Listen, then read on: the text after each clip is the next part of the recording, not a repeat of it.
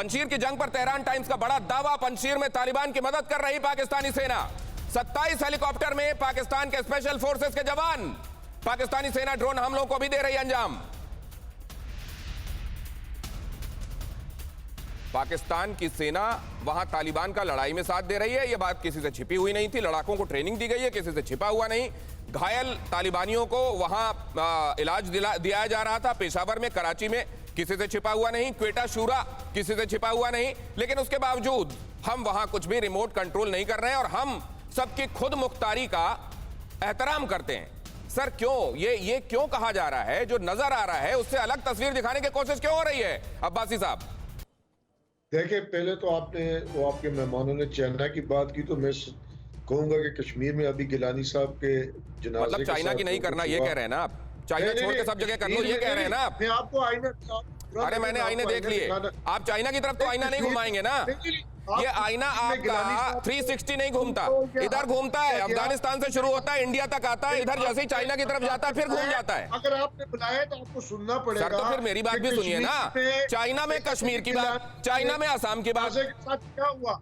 उनको तो मजहबी रस्मात इस्लामी तरीके से दफन करने की आप लोगों ने इजाजत नहीं दी। आप किस मुंह से इंडिया के सेकुलरिज्म की बात? मेरा सवाल आपसे क्या था अब्बासी साहब? सवाल ये था कि तालिबान को सपोर्ट करने में और अफगानिस्तान में चीजें रिमोट कंट्रोल करने में पाकिस्तान का हाथ है, ये सबके सामने है। आपके यहां भी लोग वरीड हैं। अफगानिस्तान में महिलाएं डेथ टू पाकिस्तान के नारे लगा रही हैं। क्यों हो रहा है ऐसा? आपका मसला नहीं है, यह अफगानियों का मसला है, अफगानी खुद तय करेंगे। अरे तो अफगानियों को तय करने दीजिए, पाकिस्तान क्यों कर रहा है? दुनिया को करने की जरूरत नहीं है, वो खुद मुख्तियार मुल्क है, उनकी अपनी धरती है, अपना वो आइन बनाएंगे, अपना कानून बनाएंगे। किसी की जरूरत नहीं होनी चाहिए उनके काम में मुदाखलत करे और उनको समझाने की कोशिश करे कि आपने जिंदगी किस तरह गुजारनी है। वो एक कौम है, सदियों की उनकी तारीख है, उनको अपनी मर्जी से अपना निजाम बनाने दे। मैं और आप कौन होते हैं? तो आपने लिख दिया ना, आइन उनका लिख दिया है ना, जिसपे वो ठप्पा लगाएंगे कि ये तालिबान का निजाम है, ये कर दिया ना आपने, तालिबान का आइन करने वाले हुआ तो यू बाय द वे कि वहां औरतों के साथ क्या सलूक होना चाहिए। वही तो हम कह रहे हैं। Who are you by the way? विवेक काटजू साहब, आप किस बात पर कुछ कहना चाह रहे हैं? और देखिएगा कितने संयत तरीके से कहते हैं, उनसे सीखा जा सकता है। विवेक सर देखिए, पहली चीज तो मैं अपने पाकिस्तानी भाई से ये पूछूं कि अगर उन्हीं की बात बढ़ाई जाए कि किसी की मुदाखलत नहीं होनी चाहिए, तो वो मुझसे शायद मानेंगे मेरी बात कि इस वक्त, इस मौके पर, इस सेंसिटिव मौके पर DGISI जनरल फैज हमीद साहब का वहां जाना मुनासिब नहीं। या क्या इस बात से भी वो इत्तेफाक नहीं रखें? क्योंकि मैं उसी सिद्धांत पर, उसी उसूल पर अमल कर रहा हूं जो कि इन्होंने बताया, जो हमारे पाकिस्तान भाई ने बताया है कि इस वक्त अफगानिस्तान में मुदाखलत नहीं करनी चाहिए। तो DGISI साहब जो कि ये भी मानेंगे, अगर सच्चे दिल से माने, कि DGISI पाकिस्तान की सियासत में खुद मुदाखलत करते हैं, क्योंकि इनकी फौज ने, पाकिस्तान की फौज ने तो एक नियम बनाया है मुदाखलत करने का देश की सियासत, इसके तो इनकार नहीं किया जा सकता। और वही असूल अब वो अफगानिस्तान में लागू कर रहे हैं।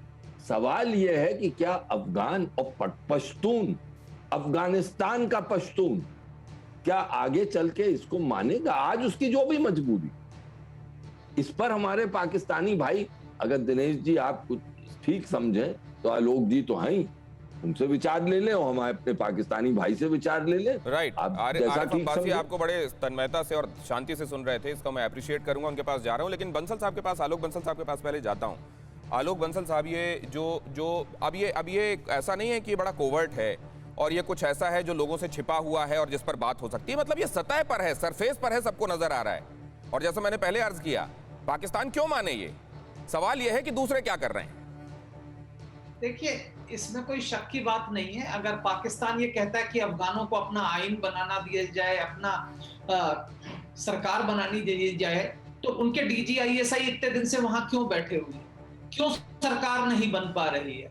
तो पाकिस्तान की ISI किस तरीके से, उसके प्लेन से अहमद मसूद ट्वीट कर रहे हैं तेहरान टीवी कह रहा है, तेहरान से क्या इसका जवाब दे दो अब्बासी साहब से? अब्बासी साहब क्यों गए हुए हैं? ये बार बार सवाल पूछा जा रहा है, क्यों गए हुए हैं आईएसआई चीफ? मैं बताता हूँ, जरा आप ध्यान से सुनिएगा।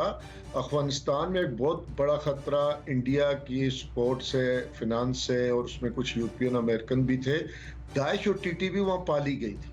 अब जब वहां उनकी जो हुकूमत थी वो भाग गया सदर साहब, और उसके बाद ये दाइश और टीटीपी न सिर्फ पाकिस्तान के लिए और बलूचिस्तान लिबरेशन आर्मी पूरी दुनिया के लिए खतरा है।